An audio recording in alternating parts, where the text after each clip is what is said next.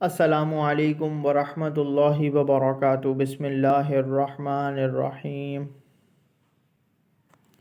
ایک سنت کے بارے میں ہر پریشانی کے وقت کی دعا۔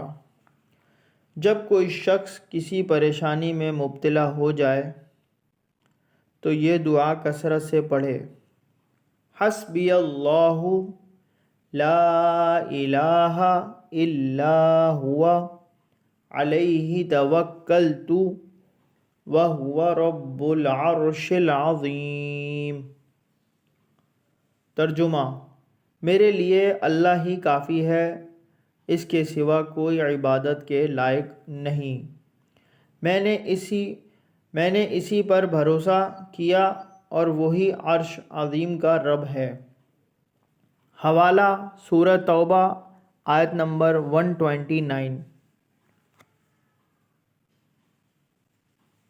دین کی بات پھیلانا صدقہ جاریہ ہے۔